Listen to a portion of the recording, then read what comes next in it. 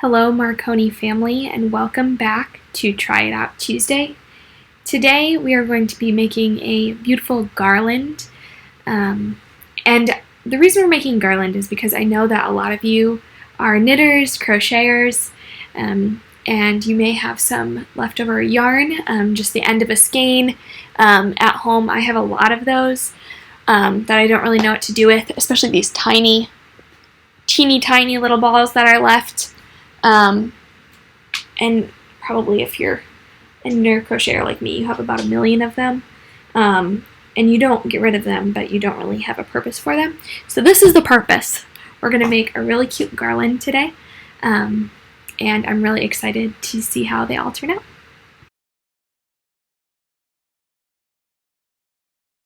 Today we are making this adorable yarn garland. So I hope that you will enjoy this project and that it'll be a good way to help you use up some scrap yarns around the house. Okay, so a couple of supplies that you'll need for this project. Of course, your yarn. So again, you can grab maybe 1 or 2 big skeins or 1 billion of the scraps that you want. If you want to stick in a color theme or a color palette, go for it. It's whatever you want to do. But get your yarn. You'll also need some scissors, some cardboard, and then if you don't have cardboard, you could also use a measuring tape or a ruler, and then just a space to work. So I'm actually going to do mine hanging up just so that you can see. But this would be a project that would work well to do on a table.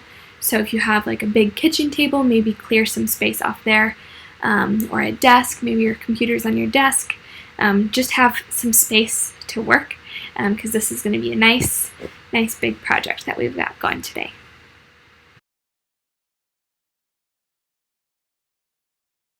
Okay, so the first thing that you're going to want to do to get our project started today is just cut your length of yarn, or even if you want to use a cord instead, something that has a little less give to it.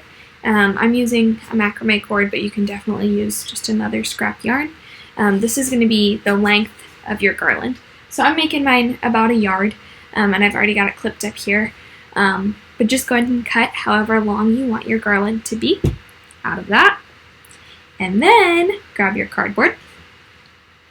And what we're going to do is, if you have a piece of cardboard that's about 10 to 12 inches long, that's perfect, because then all we have to do is wrap our yarn and cut.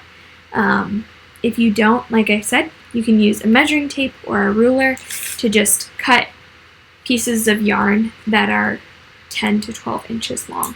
So we're going to cut a lot of those. Which is why I prefer this, because you can just wrap nice and loosely, keeping in mind that since it is yarn and has got some stretch, if you wrap it tight, you'll cut it and it'll shrink right up. So just keep your tension nice and loose and wrap your yarn around that way. You can cut as many as you want then.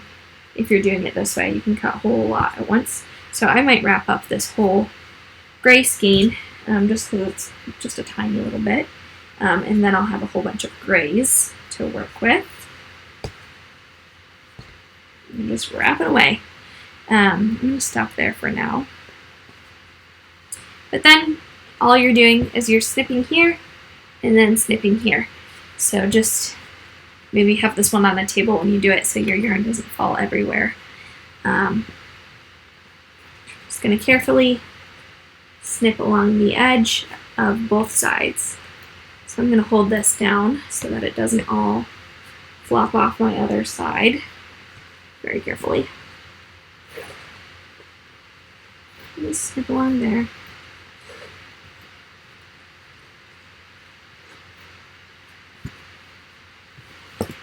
And then snip along here.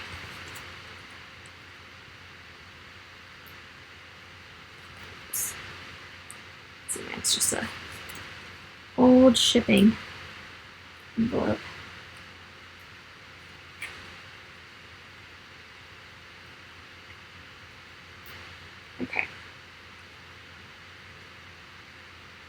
get this one. There we go.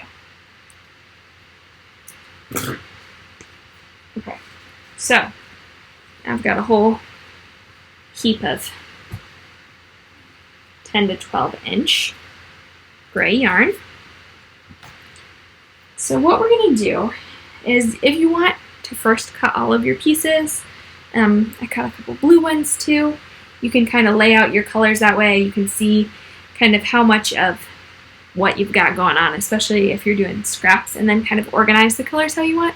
Or you can do this as you go. Totally up to you.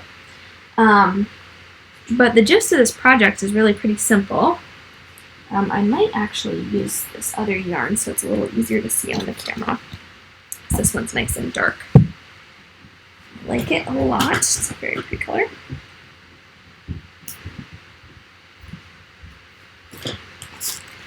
All you're going to do is fold it in half like this. Put it behind your twine or your yarn for your garland, and then you're just making a slip knot. So you can reach your fingers through that loop, grab your tails, and then pull it down. And so that's really all we're doing, but we're just going to keep adding and keep adding until our garland is completely full, and then it'll have this really pretty tasseled effect. So I'm going to do a couple more and then show you my progress. So I'll just do a couple more on screen.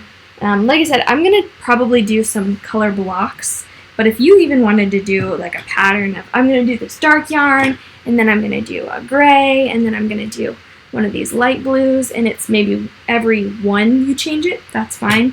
I'm probably going to do bigger stripes, so maybe I'll have like 5 or 10 of one color, and then I'll do 5 or 10 of the next color. You could do this like a rainbow and just break out all your extra yarn. But again, all you're doing is folding your yarn in half, your 2 fingers on top, reaching through, grab your tails, and then pull them down. So it really is just a simple little loop. Okay, so I'm going to pause the video and add some more so then you can see how this starts to come out. Okay, so we're making a little bit of progress here. It's starting to look like an actual garland. But one thing that I've been noticing as I go is that as I tie these on, if I have them on really loosely like this, it looks okay, but it looks a little bit nicer if I snug them up nice and tight and then squish them together a little bit. So I've got those kind of snugged up, but then I'm just going to take my finger and slide them a little bit closer together just so that it looks a little bit more solid, a little less scraggly. So then you've got a little bit more of a solid color going on. So like I said, I'm just going to keep doing this for a while, and then I'll show you how mine turns out at the end.